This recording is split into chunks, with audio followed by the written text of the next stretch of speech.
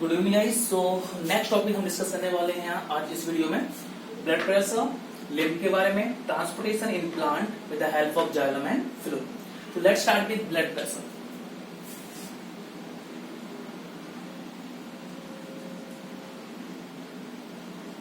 Okay guys, तो blood pressure क्या होता है?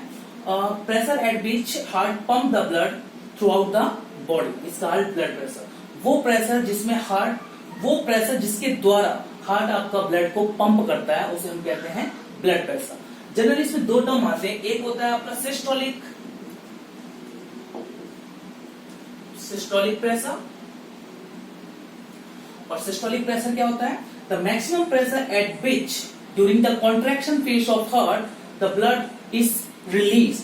वो मैक्सिमम प्रेशर कॉन्ट्रैक्शन फेज के दौरान जब वेंट्रिकल कॉन्ट्रैक्ट होता है तो जो प्रेशर आपका आर्टरी, मेन आर्टरी आयोटा के अंदर होता है उसको हम कहते हैं सिस्टोलिक प्रेशर। ठीक है, maximum pressure at the contraction phase when heart is pump the blood, right. जब वो मैक्सिमम प्रेशर जिससे वो पंप करता है ब्लड उसको हम कहते हैं systolic pressure. Normally systolic pressure होता है आपका 120 mmHg। ठीक है, मरकरी में हम इसे नापते हैं Hg। नेक्स्ट आपका इसमें डायस्टोलिक प्रेशर, ये सिस्टोलिक था, अब है diastolic pressure. It is the minimum pressure during the relaxation phase of heart. ये आपका मिनिमम प्रेशर होता है जब आपका वेंट्रिकल रिलैक्स करता है, उस टाइम पे जो मेन आर्टरी या आयोटा के अंदर जो प्रेशर होता है उसे हम कहते हैं डायस्टोलिक प्रेशर। और मिनिमम आपका जनरली डायस्टोलिक प्रेशर नॉर्मल जो होता है वो होता है आपका 80 mmHg। तो जनरली हम इस प्रेशर को लिखते हैं 120/80, मतलब 120 सिस्टोलिक मैक्सिमम प्रेशर जब आपका वेंट्रिकल कॉन्टैक्ट करे, और बाय 80 मींस मिनिमम टेम्परेचर जब हार्ट वेंट्रिकल रिलैक्स करता है उस टाइम पे जो आर्टरी मेन आर्टरी के अंदर जो प्रेशर होता है उसे हम कहते हैं डायसिस्टोलिक प्रेशर। इसी टर्म से रिलेटेड एक टर्म आती है आपकी hypertension.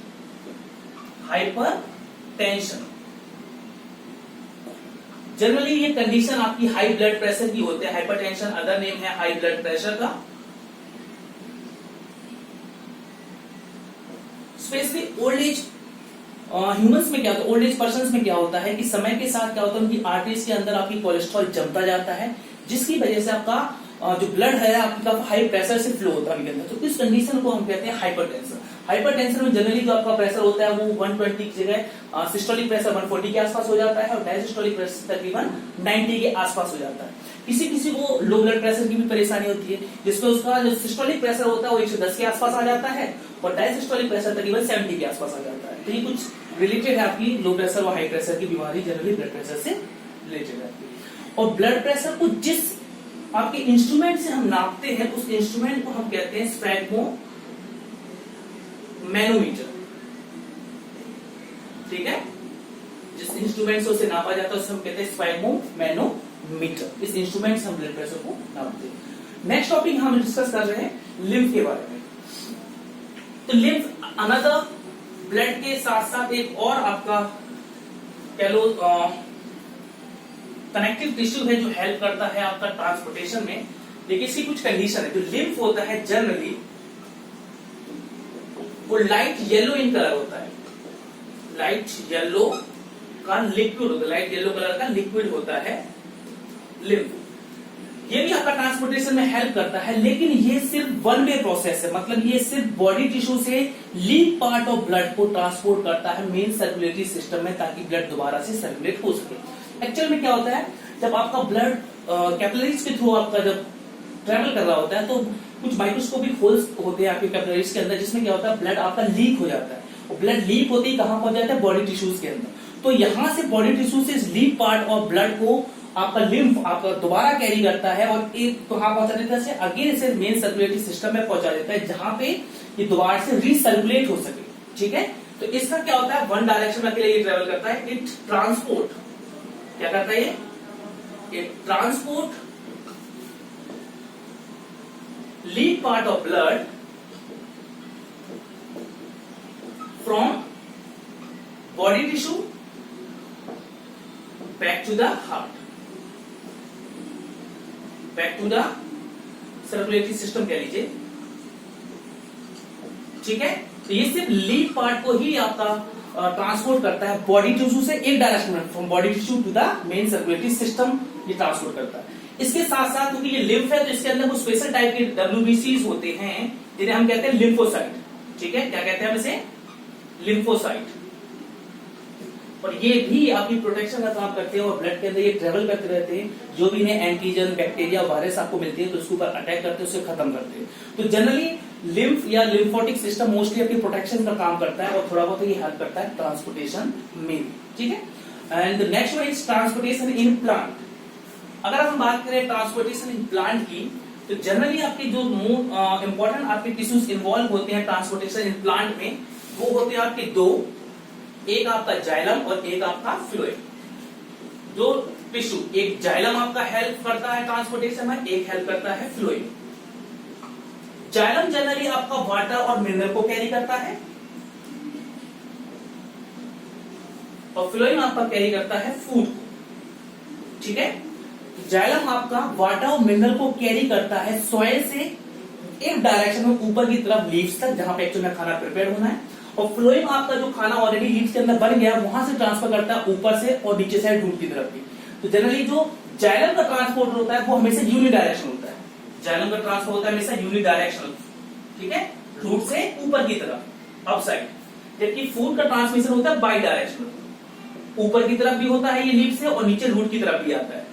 Transportation by xylem is unidirectional and transportation by phloem is bidirectional. ऊपर भी जाता है खाना प्रिपेयर होके और नीचे भी आता है। ठीक है, वो खाना जनरली किस फॉर्म में आपका ये होता है, पहले खाना को पानी में मिलाया जाता है तो लिक्विड किया जाता है पूरा का पूरा, उसके बाद ट्रांसपोर्ट होता है आपका फूड। ठीक है, और ट्रांसपोर्टेशन ऑफ फूड को हम ट्रांसलोकेशन भी कहते हैं, राइट, ट्रांसलोकेशन। नेक्स्ट आपका हम इसमें करेंगे थोड़ा डिफरेंशिएट, कौन कौन से कंपोनेंट आपके इन्वॉल्व होते हैं जाइलम के और कौन कौन से कंपोनेंट फ्लोएम के इन्वॉल्व होते हैं आपके इसके अंदर। जनरली आप 9th क्लास में ऑलरेडी पढ़ चुके हैं, फिर भी थोड़ा इसके डिस्कस कर लेते हैं। कंपैरिजन फॉर्म में हम इसे डिस्कस कर रहे हैं। जनरली जाइलम के 4 कंपोनेंट आपके होते हैं। एक होता है जाइलम वेसल, एक होता है ट्रेचीड, एक होता है जाइलम पैरेन्काइमा,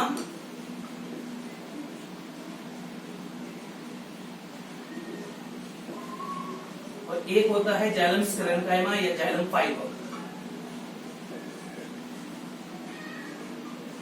जाइलम स्क्लेरेन्काइमा या जाइलम फाइबर। फ्लोएम की बात करें तो इसके भी 4 कंपोनेंट होते हैं। एक होता है sieve tube, second one is companion cell, third one is phloem parenchyma,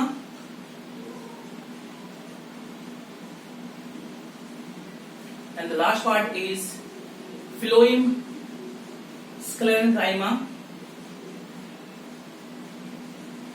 या फिर phloem fibre. Generally xylem vessel आपका डेड होता है, ये लिविंग नहीं है। ट्रेचीड भी आपका डेड है। जाइलम पैरेन्काइमा आपका लिविंग है और जाइलम स्क्लेरेन्काइमा भी आपका डेड है। दैट मीन्स जाइलम के 4 में से 3 आपके होते हैं डेड, सिर्फ जाइलम पैरेन्काइमा आपका होता है लिविंग। सिमिलरली उसी प्रकार से फ्लोएम में जो सीप ट्यूब होता है वो लिविंग होता है, कंपेनियन सेल भी लिविंग होता है, फ्लोएम भी लिविंग होता है, पर फ्लोएम स्क्लेरेन्काइमा आपका डेड होता है। मतलब just opposite to component of xylem, phloem के 4 में से 3 आपके लिविंग होते हैं, सिर्फ एक डेड होता है आपका फ्लोएम स्क्लेरेन्काइमा। अगर हम वाटर ट्रांसपोर्ट की बात करें तो जाइलम वेसल और ट्रेचीड आपके ये दोनों आपके हेल्प करते हैं वाटर और मिनरल के ट्रांसपोर्टेशन में, बाकी जाइलम पैरेन्काइमा आपका स्टोरेज का काम करता है और जाइलम स्क्लेरेन्काइमा आपको मैकेनिकल सपोर्ट प्रोवाइड करता है। उसी प्रकार से फ्लोएम के अंदर भी ऊपर के 2 सीप ट्यूब और कंपेनियन सेल आपके हेल्प करते हैं आपके फूड को ट्रांसपोर्ट करने में। फ्लोएम पैरेन्काइमा अगेन हेल्प करता है स्टोरेज पर्पस में और फ्लोएम स्क्लेरेन्काइमा करता है समहाउ मैकेनिकल सपोर्ट में। ठीक है, अब थोड़ा हम इसे डायग्रामेटिकली समझने की कोशिश करते हैं दोनों को।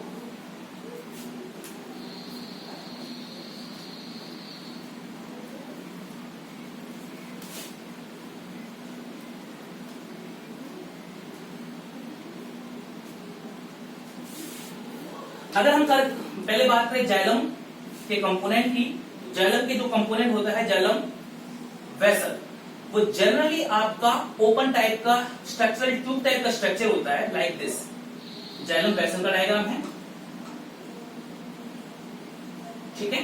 तो ये क्या करते हैं, जाइलम वेसल इस प्रकार का होता है, इसका ओपन, दोनों एंड आपके ओपन होते, क्लोज नहीं होते। तो ये एक के ऊपर एक लग जाते हैं, रूट से लेके कहां तक, सीधा लीफ तक, एक के ऊपर एक, इस तरह से एक के ऊपर एक लग जाते हैं। और नीचे से पानी आपका ट्रांसपोर्ट, एक ट्यूब लाइक स्ट्रक्चर बनाने के बाद ये ऊपर से नीचे तक, नीचे से ऊपर तक पूरा से पानी को लेके जाते हैं।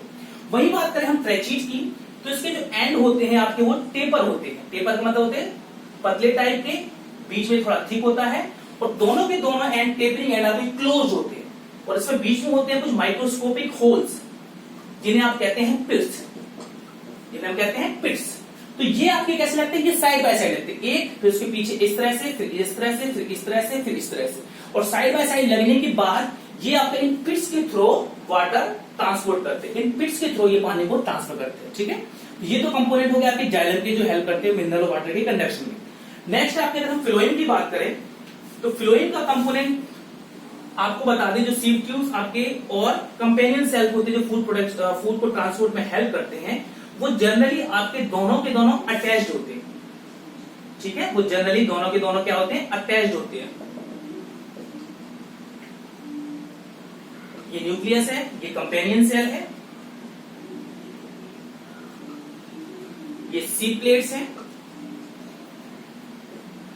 सीड प्लेट्स हैं, और ये वाला सेल आपका है सीड ट्यूब, ठीक है। तो जनरली सीड ट्यूब और कंपेनियन सेल दोनों के दोनों हमेशा अटैच फॉर्म में रहते हैं। सीड ट्यूब, सीड प्लेट्स के थ्रू आपका यहां से फूड आपका ट्रांसपोर्ट होता है, और कंपेनियन सेल हेल्प करते हैं कि कितना आपका ट्रांसपोर्ट किस प्रकार से कंट्रोल किया जाए और रेगुलेट किया जाए, ये आपका काम है कंपेनियन सेल का। कंपेनियन सेल के अंदर न्यूक्लियस होता है, जबकि सीड ट्यूब के अंदर कोई भी न्यूक्लियस नहीं होता। तो कंपेनियन सेल हेल्प करता है, रेगुलेट करता है ट्रांसपोर्ट को, कितनी मात्रा में ट्रांसपोर्ट होना है और कैसे ट्रांसपोर्ट होना है। ये दोनों के दोनों हमेशा इकट्ठे ही रहते हैं। तो यहाँ पे आपका ट्रांसपोर्टेशन प्लांट का टॉपिक भी खत्म। अब आपका बस लास्ट एक एक्सटेंशन टॉपिक रह गया इस चैप्टर से रिलेटेड, आपका फर्स्ट चैप्टर ही खत्म हो गया। Thank you.